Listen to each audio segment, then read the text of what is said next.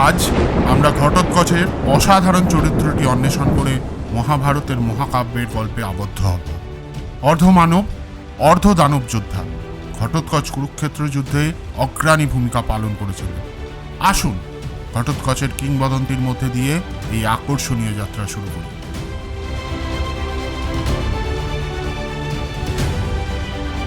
ঘটোৎকচ নামটি হয়েছে কারণ তার মাথা ছিল কেশহীন এবং আকৃতি ছিল ঘণ্টা বা পাত্রের মতো। ঘট বা ঘোট মানে পাত্র, যেখানে উৎকচ মানে কেশহীন। এইভাবে ঘটোৎকচ শব্দটি এসেছে। তিনি ছিলেন পাণ্ডব ভীম এবং রাক্ষসী হিড়িম্বির পুত্র, তাই তিনি ছিলেন অর্ধমানব অর্ধ দানব। মহাভারতে লাক্ষাগৃহে আগুন লাগার পরে পাণ্ডবরা সুড়ঙ্গের মধ্যে দিয়ে পালিয়ে একটি বনে পৌঁছতে সক্ষম হন। পাণ্ডবরা যখন ঘুমোচ্ছিলেন তখন রাক্ষস প্রধান হিড়িম্বা জঙ্গলের একটি গাছের ওপর থেকে তাদের লক্ষ্য করলেন। তিনি তার বোন হিড়িম্বিকে পাণ্ডবদের নিয়ে আসার দায়িত্ব দিলেন, যাতে তিনি তাদের ভক্ষণ করতে পারেন। হিড়িম্বি এক অপরূপ নারীর রূপ ধরে পাণ্ডবদের সাথে দেখা করেন। ভীমকে দেখে তৎক্ষণাৎ হিড়িম্বি তার প্রেমে পড়ে যান। তিনি পাণ্ডবদের জাগিয়ে তোলেন এবং তার ভাইয়ের দাবি সম্পর্কে সতর্ক করেন এবং তাদের বোন ছেড়ে যাওয়ার জন্য অনুরোধও করেন, যদিও ভীম সেই প্রস্তাবে রাজি হননি। বোনের বিলম্বে বিরক্ত হয়ে হিড়িম্বা পাণ্ডবদের দিকে ছুটে যান। এক ভয়ানক যুদ্ধ হয় যেখানে ভীম হিড়িম্বাকে হত্যা করেন। তারপর হিড়িম্বি কুন্তির কাছে এসে ভীমকে বিয়ে করার ইচ্ছা প্রকাশ করেন। পাণ্ডবরা এই শর্তেই রাজি হন যে হিড়িম্বি একটি সন্তান জন্ম দিলে তারা তাদের যাত্রা পুনরায় শুরু করবে। পরে হিড়িম্বি ও ভীম ঘটোৎকচের জন্ম দেন। বড় হওয়া পর্যন্ত হিড়িম্বি ঘটোৎকচের দেখাশোনা করেন। ঘটোৎকচ তার বাবার মতো গদাকে তার অস্ত্র হিসেবে বেছে নেন। ঘটোৎকচ কর্ণের যোগ্য প্রতিদ্বন্দ্বী হবার জন্য দেবতাদের রাজা ইন্দ্রের কাছ থেকে শক্তি অর্জন করেন। পরবর্তীকালে ঘটোৎকচ অহিলাবতীকে বিয়ে করেন এবং বার্বারিক, অঞ্জন পর্ব এবং মেঘবর্ণের পিতা হন।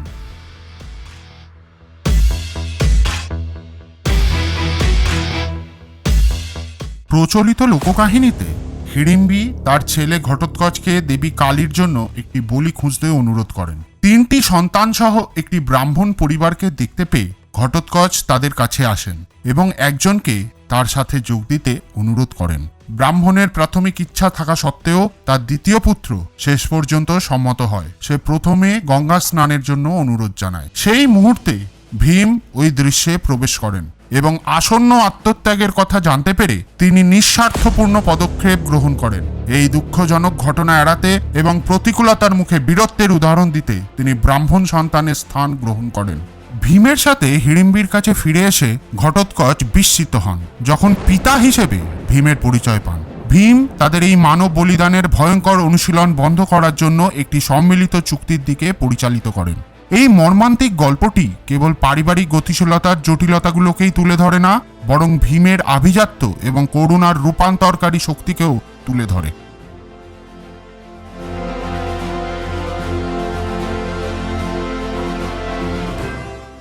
বনবাসের সময় ক্লান্ত পাণ্ডবরা ঘটোৎকচকে স্মরণ করেন। অবিলম্বে ভীমের আহ্বানে ঘটোৎকচ উপস্থিত হন এবং অসংখ্য রাক্ষসকে পরাজিত করেন। দ্রৌপদী ও পাণ্ডবদের কাঁধে নিয়ে ঘটোৎকচ এবং তার রাক্ষস সাথীরা আকাশ পথে তাদের বদ্রিকাশ্রমে নিয়ে যান, যেখানে নরনারায়ণ ধ্যান করেছিলেন। তাদের গন্তব্যে পৌঁছানোর পর ঘটোৎকচ এবং তার সঙ্গীরা পাণ্ডবদের বিদায় জানান।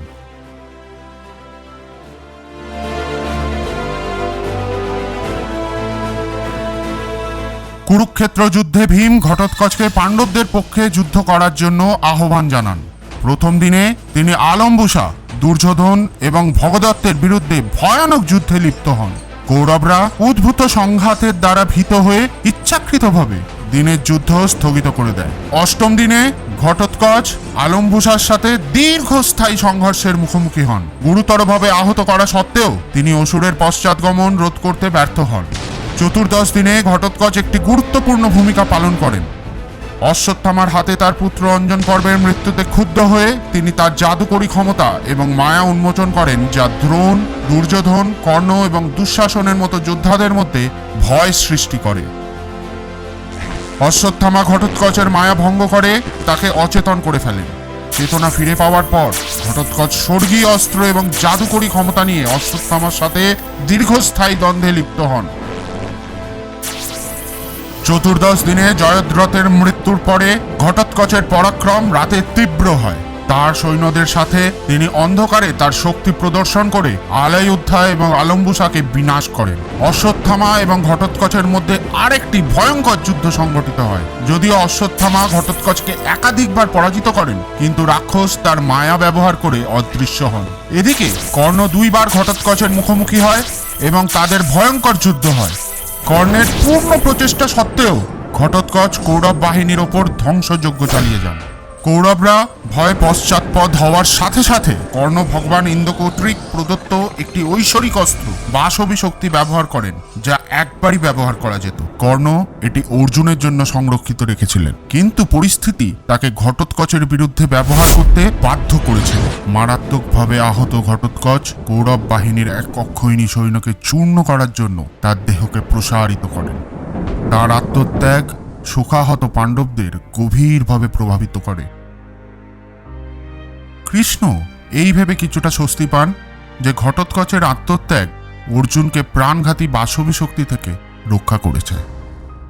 কুরুক্ষেত্র যুদ্ধের প্রেক্ষাপটে ঘটোৎকচের বীরত্ব, মায়াবী ক্ষমতা এবং চূড়ান্ত আত্মত্যাগ এক অমোঘ চিহ্ন রেখে যায়। তার ভূমিকা কুরুক্ষেত্র যুদ্ধের বৃহত্তর আখ্যানে পরিবার, ত্যাগ এবং কৌশলগত উজ্জ্বলতার উপাদানগুলিকে একত্রিত করে।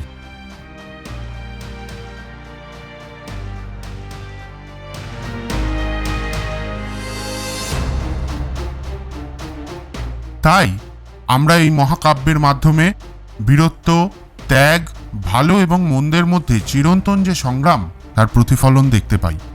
ঘটোৎকচের এই দুর্জয় যাত্রা মহাভারতের পৃষ্ঠাগুলিকে অতিক্রম করে সময়ের প্রেক্ষাপটে আমাদের অনুপ্রেরণা দেয় এবং তা যুগে যুগে অনুরণিত হয়। ঘটোৎকচের চরিত্রের গভীর স্তরগুলিকে আমরা যদি সঠিকভাবে বিশ্লেষণ করি, তা একজন নায়ক, একজন সুপুত্র এবং নিঃস্বার্থতার প্রতীক হিসেবে প্রকাশ পায়। মহাভারত এক অনন্ত জ্ঞানের ভাণ্ডার, যেখানে ঘটোৎকচের মতো চরিত্র আমাদের জীবনকে আলোকিত করে। মহাভারতের মায়াময় এই যাত্রার প্রথম ভাগে আমাদের সাথে যোগ দেওয়ার জন্য আপনাকে ধন্যবাদ। আপনার যদি এই ভিডিওটি ভালো লাগে, তবে আমাদের দ্বিতীয় ভাগের গল্পটির জন্য লাইক, শেয়ার এবং সাবস্ক্রাইব করতে ভুলবেন না। আগামী দিনে প্রাচীন মহাকাব্যের প্রতিধ্বনি আপনার জীবনযাত্রায় পথপ্রদর্শক হয়ে উঠুক। নমস্কার।